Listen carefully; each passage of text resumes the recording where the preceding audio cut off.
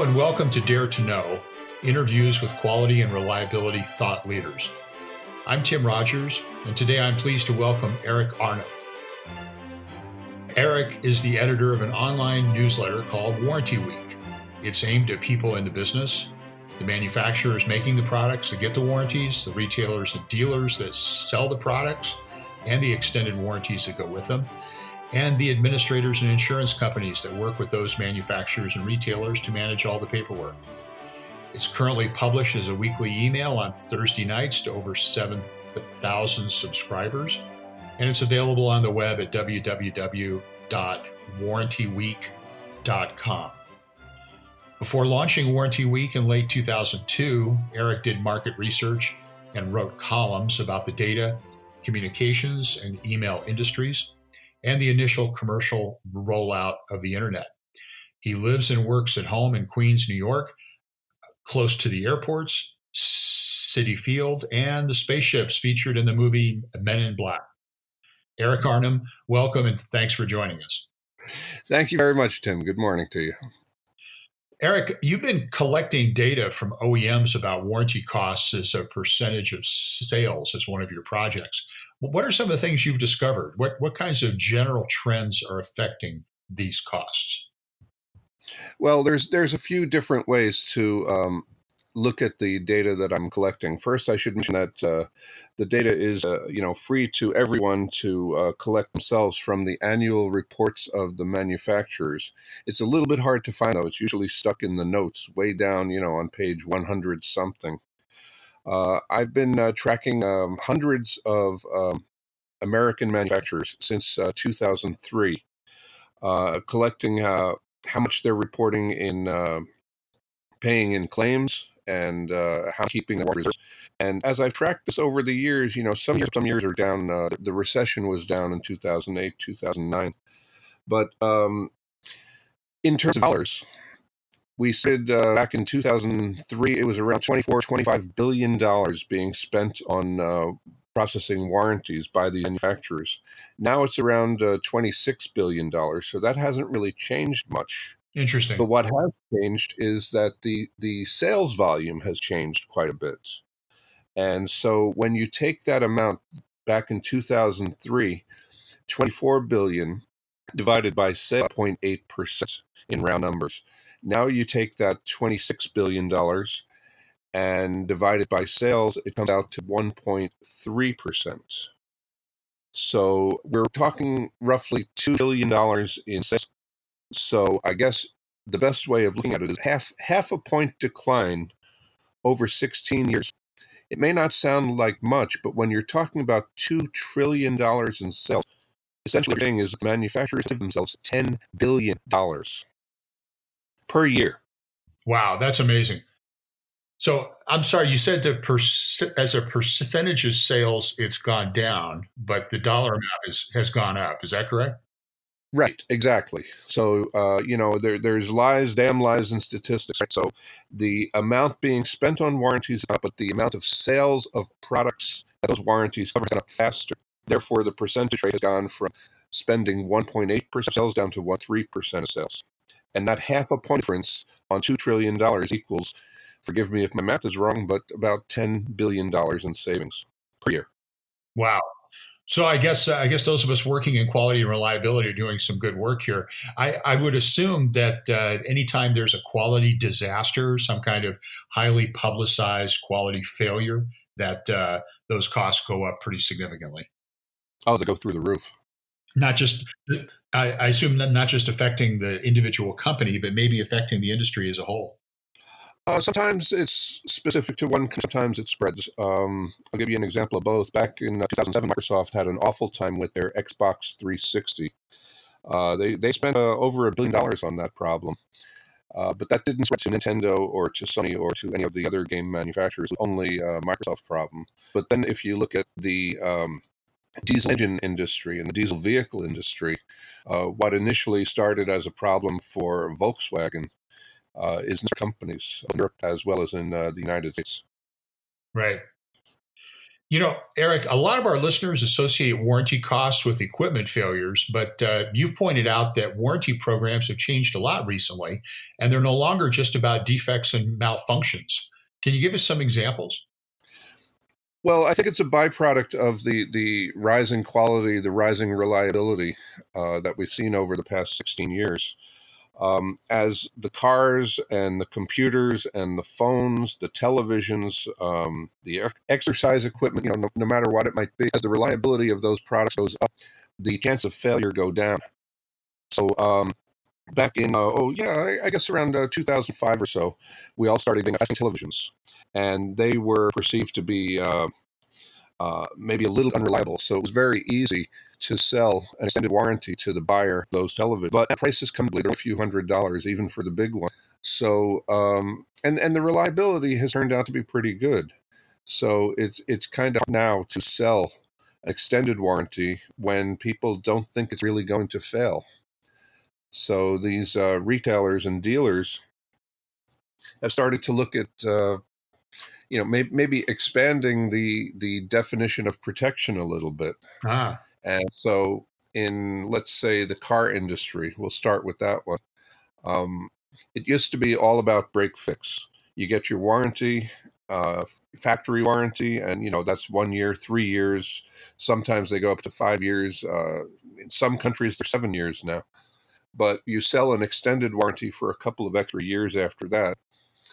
And it covers mechanical breakdowns, basically. Well, there's not so many mechanical breakdowns anymore, especially in the first couple of years.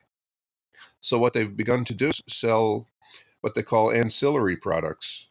They'll cover dent protection. They'll protect your carpeting inside the interior from stains or rips.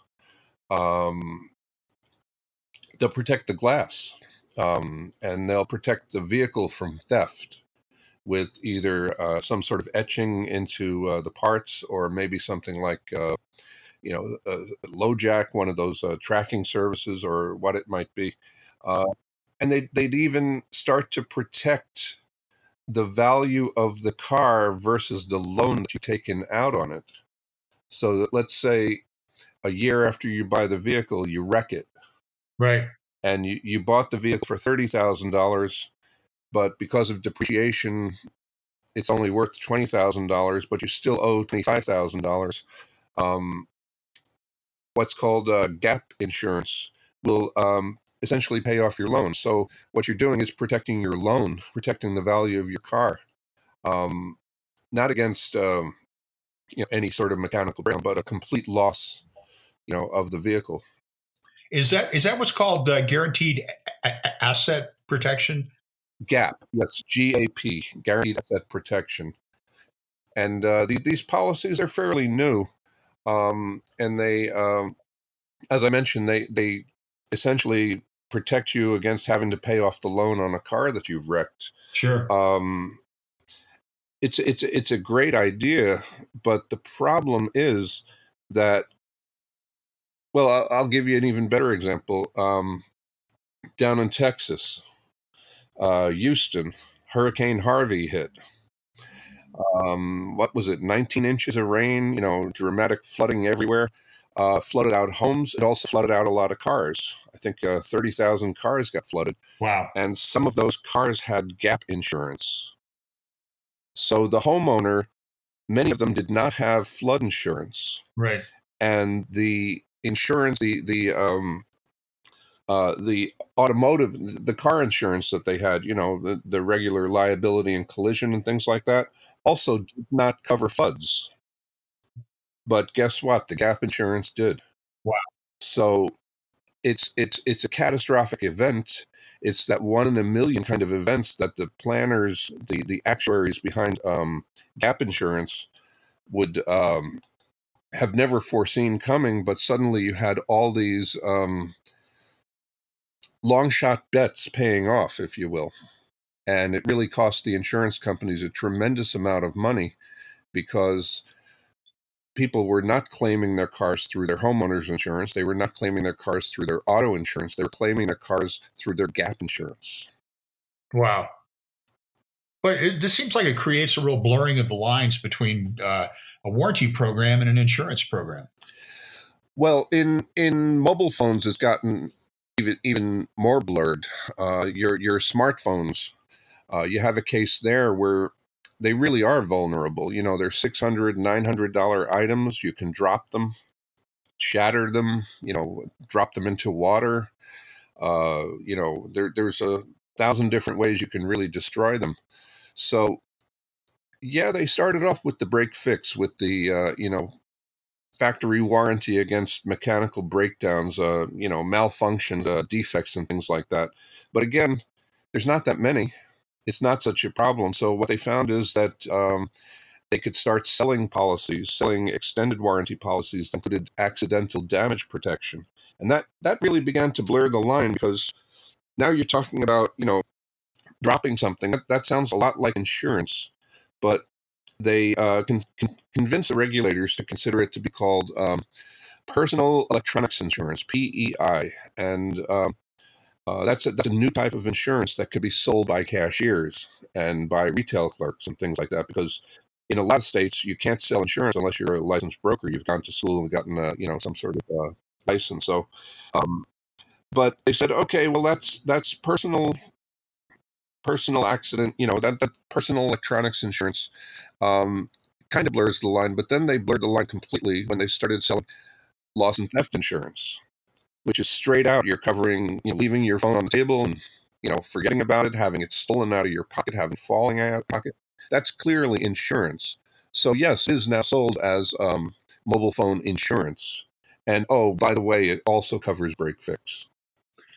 I mean, we've historically thought of warranty programs as an expense. That if we don't have good products, we don't provide good services.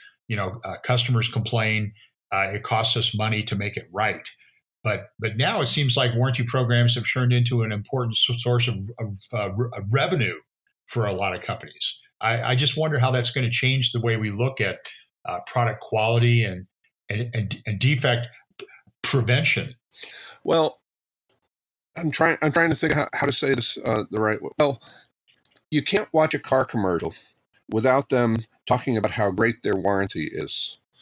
And maybe in other countries you see it a lot as well, that the warranty is promoted as a feature of the product to look like they're protected. So on the one, yeah, it used to be an expense to be managed and minimized. Right.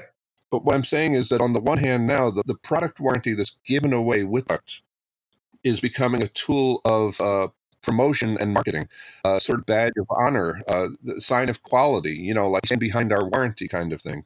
And on the other hand, the extended warranty has become a significant source of revenue. Interesting. For not only the retailers, but the insurance companies, and in many cases, the manufacturers as well, where they'll say, okay, so the warranty covers the basics, right, but you want protection. You want more protection. You want protection against accidents. You want protection against dropping it. You want protection against loss or theft. You want protection against obsolescence or whatever. I mean, you can insure anything these days. So on the one hand, it's become a way to sell your product, and on the other hand, it's become a source of aftermarket revenue as well.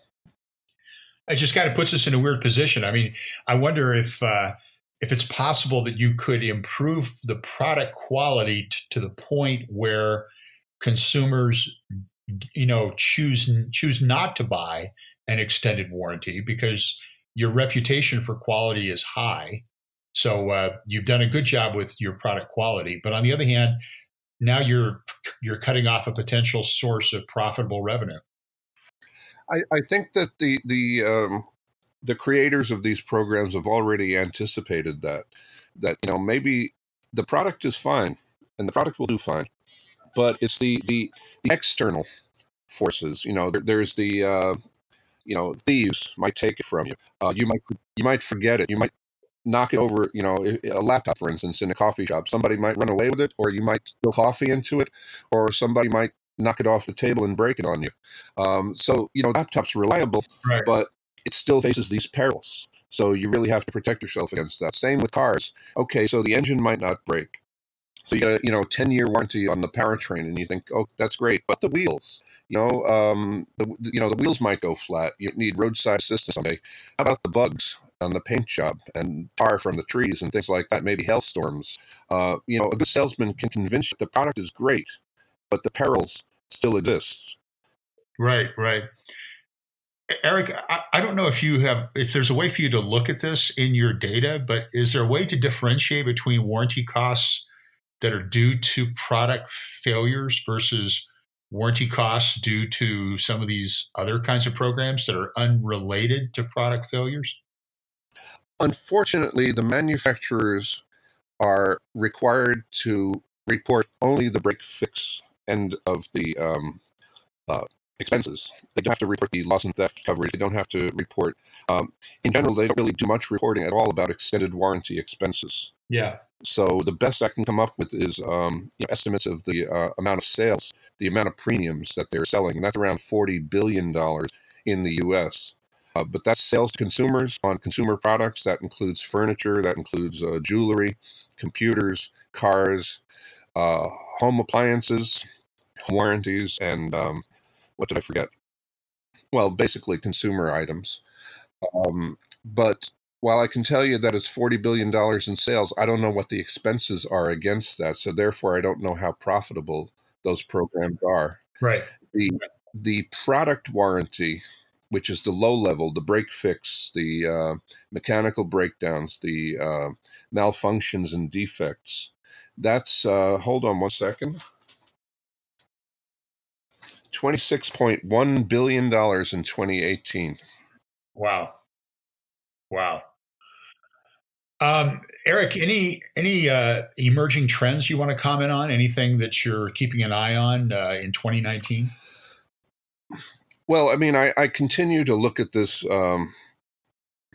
expansion of the meaning of protection. Yeah.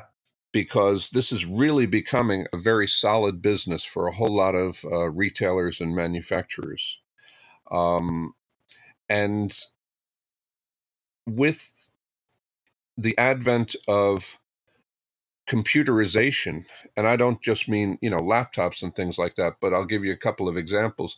The amount of computer code going into a car, the amount of computer code going into your television, the Wi-Fi capabilities of that television, and now into major home appliances like refrigerators and stoves and washing machines, dishwashers, what have you.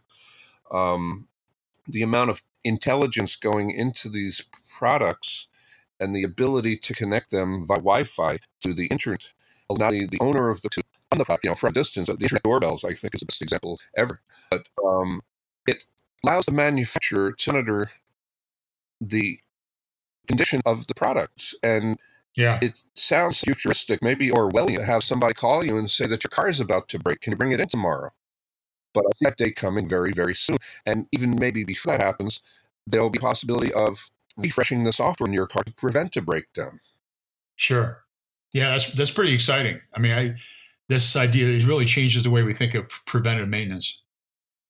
Yeah, I mean, if Whirlpool could watch your washing machine and realize there's something wrong there and send out a technician, before you even knew there was a problem. I see that coming very, very soon. It's already happening with televisions, Right. where many of the repairs just require a new flash of the memory, and everything's working great. The same way as so many computer breakdowns can be solved by rebooting a computer. It has nothing to do with the mechanical breakdown of hardware. It has everything to do with some software glitch that can be corrected just by installing new code. Very interesting. Very interesting. Eric, this has been a great conversation. Really appreciate your insights. Thanks so much for being with us today. Tim, a pleasure. Thank you very much. That was Eric Arnum, editor of Warranty Week. You can find him at www.warrantyweek.com, where you can also sign up for his weekly newsletter. This is Tim Rodgers. Thanks a lot for joining us.